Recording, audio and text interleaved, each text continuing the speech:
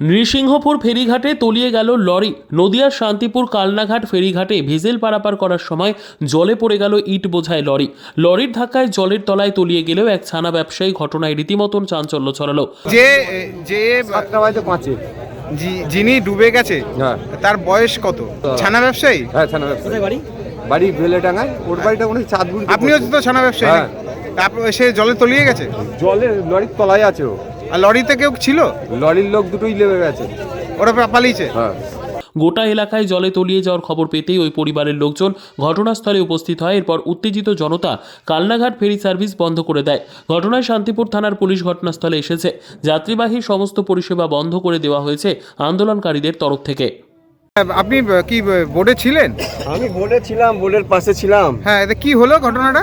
গাড়িটা আস্তে আস্তে গড়িয়ে নেমে গেল, এটাই দেখলাম। হ্যাঁ, গাড়িটা চলে গেল? হ্যাঁ। গাড়িটা কি জোরে উঠেছিল নাকি? না না, স্লো ছিল। আচ্ছা, গাড়িতে কি কোনো লোক ছিল? গাড়িতে লোক ছিল কিনা সেটা কি বলবো, আমরা তো পাশে ছিলাম। আচ্ছা, মানে পুরো তলিয়ে গেছে গাড়ি? গাড়ি তো সামনে পড়ে গেল। লোড লরি ছিল? তা বলতে পারবো না।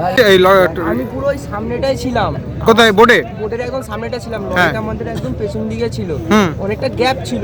তো লরিটা দেখলাম হঠাৎ করে পেছন থেকে মাঝিরা বললো যে একটুখানি আগিয়ে নিতে। লরিটা আগাচ্ছে তো এগিয়ে যাচ্ছে, ব্রেক আর মারছে না। দেখছি তারপরে সামনে কয়েকজন কাকু ছিল, আপনার ছানার বালতি নিয়ে দাঁড়িয়ে ছিল। তো এবার মানে যে ডুবে গেছে সে কি ছানা ব্যবসায়ী? হ্যাঁ, ছানার ব্যবসায়ী দেখলাম যে তাহলে কি এই বোর্ডের যারা কাজ করে তারা কি কর্তব্যে গাফিলতি করেছে বলে মনে করছো? আমার তো মনে হচ্ছে তারা গাফিলতি। এর আগেও তো এরকম ঘটনা ঘটেছে, তাহলে কি মনে করছো যে এরা ঠিকঠাক ভাবে গাড়ি পারাপার করে না? অবশ্যই। Bureau report, PB news. Annapurna medical hall, chemist and druggist. এখানে সকল প্রকার ওষুধ পাওয়া যায়। নবাবহাট মোড়, পূর্ব বর্ধমান।